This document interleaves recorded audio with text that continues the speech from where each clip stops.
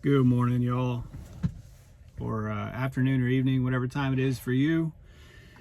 It is 7:30 in the morning for me, Eric here, Driveline Worlds of Chaos steering wheel holder, and I'm tired, man. I'm tired. I only drove 450 miles last night, but it just seemed really long. Like I don't,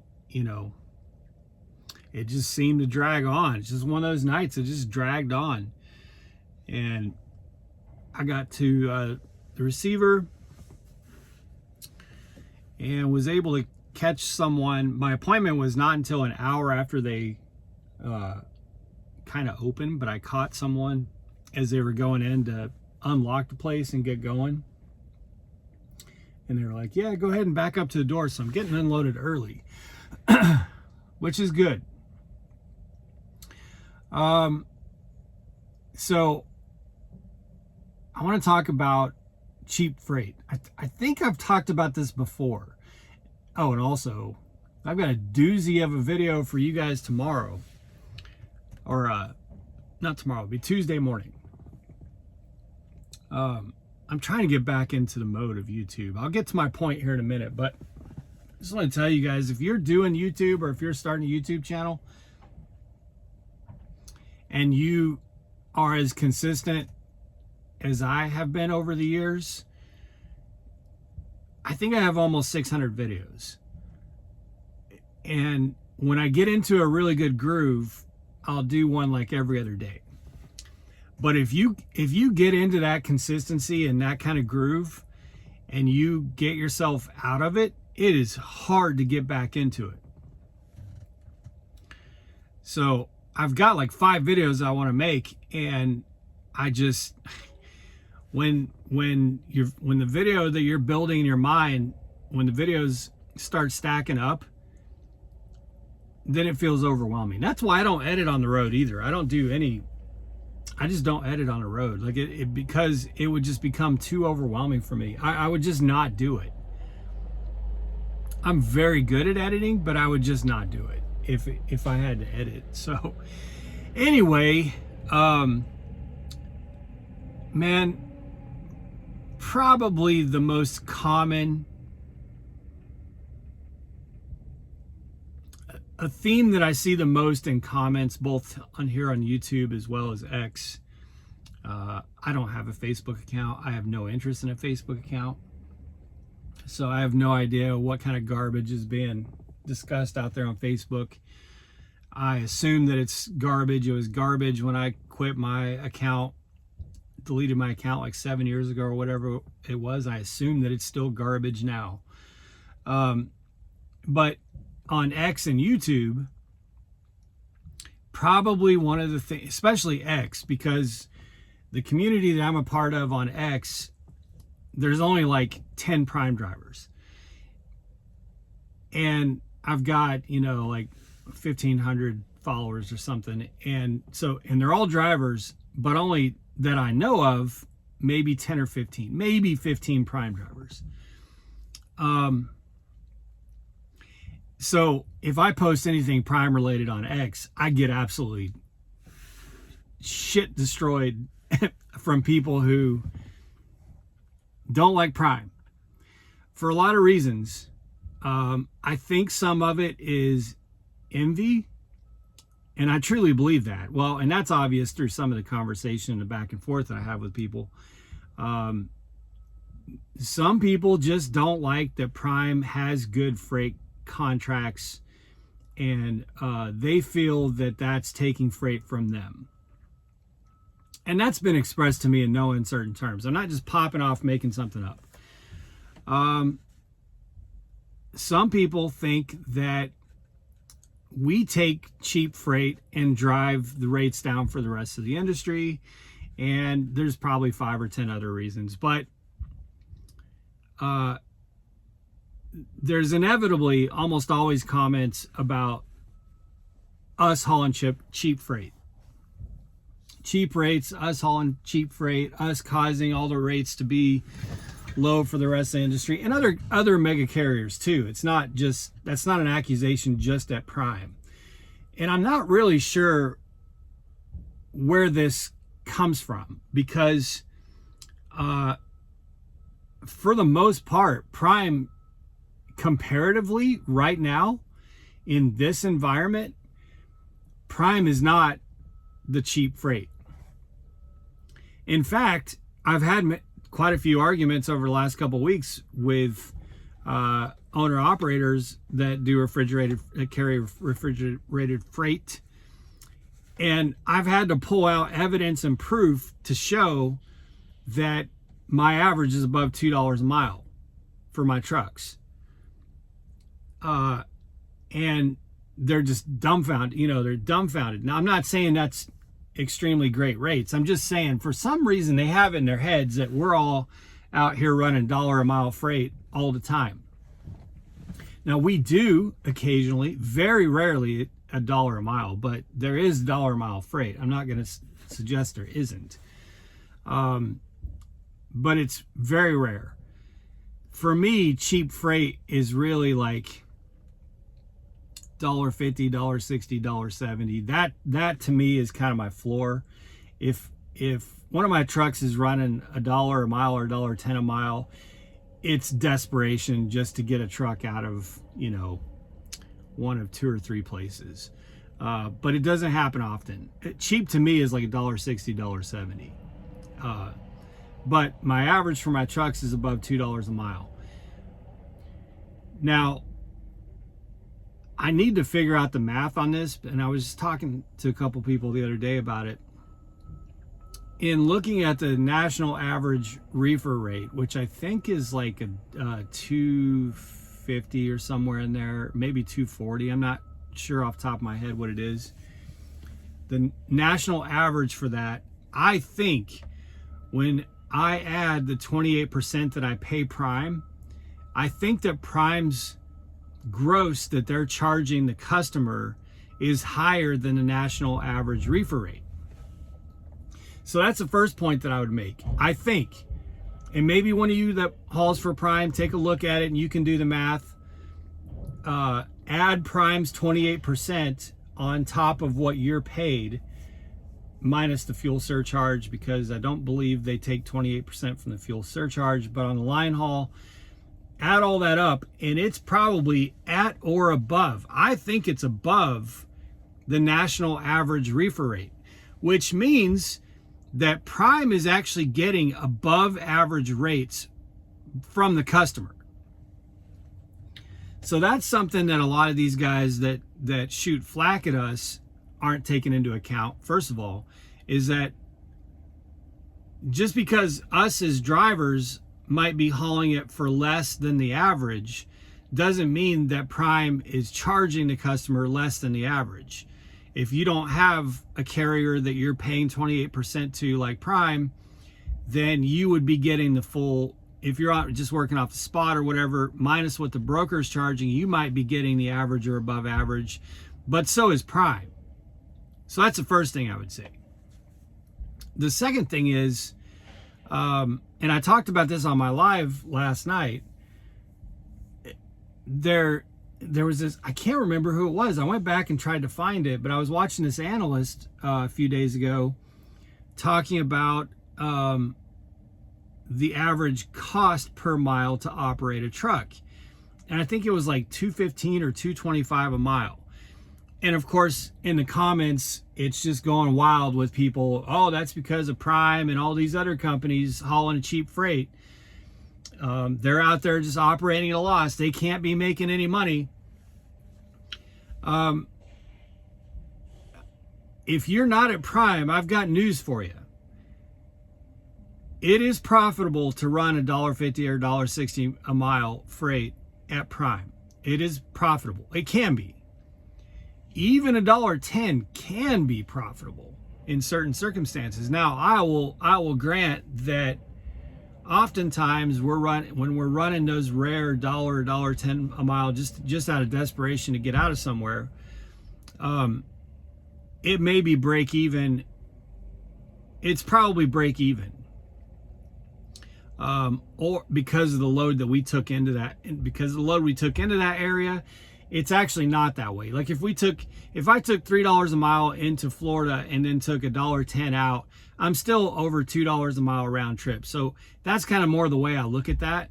I don't look at it as $1.10 a mile. For, you know, I look at the round trip, and if it's above $2 average, I'm okay with it, because that means the whole way in and the whole way out is profitable if I look at it that way. But this $2.25 or $2.15 a mile is like when you have the buying power that Prime has, the cost to operate the equipment is substantially less. Substantially. The buying power in terms of tires, the fuel network, all the above. The maintenance cost is just everything. It's substantially less. So maybe the average is $2.15 or $2.25 or whatever it is, the cost per mile to operate a truck. But that's not what our costs are. Our costs are significantly less. So what may be cheap freight to you is not cheap freight to us, because it's profitable to us. I don't care if you consider it cheap freight. If I can make money off the load, then that is a profitable load to me. So you can call it whatever you want. You can say it's cheap freight, and maybe it is for you. Maybe you would lose money on it. But $1.60, $1.70, $1.80, I can still make money off of that. And I know I don't have a payment on this truck. I have a truck with a payment. But even when I did have a payment on this truck, I could still profit off of $1.50, $1.60, $1.70. So a lot of these people out here are looking at Prime and saying, well, their drivers are saying they're getting $1.80, $1.70, $1.90 a mile for refrigerated freight. Why would they? They're just running that cheap freight, hurting the rest of us, and they're not even making any money off those loads. We are making money off those loads. They are profitable for us, and thus it's not cheap freight to us. A trip that is profitable, that's making us money and putting money in our pockets, is a smart business decision. Like that's, I don't know what else to say about it. To me, cheap freight is freight that's not profitable. That's cheap freight to me. And there are a lot of trucks out there right now that are running loads at a loss, but it's not Prime. It's not as a whole. It's not Prime. So, I don't know. And I'm going to put this on X too, because I want some of them to see this. I want to not have to keep explaining this in direct message and all that stupid shit. I just, like, cheap freight to me is not what cheap freight is to you. What you might consider cheap freight may be profitable to me, and it may not be profitable to you. That's your problem. But for me, $1.70, $1.80, $1.90, and again, my average is above $2. But if I go run a load for $1.75 and I make money off that load, then I'm happy with that load. I'm not being stupid. I'm making a wise business decision. So, this whole cheap freight thing in Prime Inc. is just like, that's so uneducated and just ignorant. It's just ignorant to see comments like that, because again, I'm thinking from the way my math looks just at a glance that Prime is actually outperforming the national average as far as what Prime is charging the customer. Of course, we as drivers pay Prime 28% of the line haul, so that doesn't necessarily reflect for us on the average, but also our costs to operate are substantially lower, and thus Prime is outperforming the average and we are running profitable freight. So the cheap freight thing just doesn't, it's not hitting us the way you think it is. It's not like, oh my God, they're right. I'm running cheap freight. I'm hurting everybody and I'm not making any money off. That's not the way we see it. The way we see it is, hey, we're making money. even in this environment, we're making money. And we're running profitable loads at profitable rates. So it's just, just ignorance.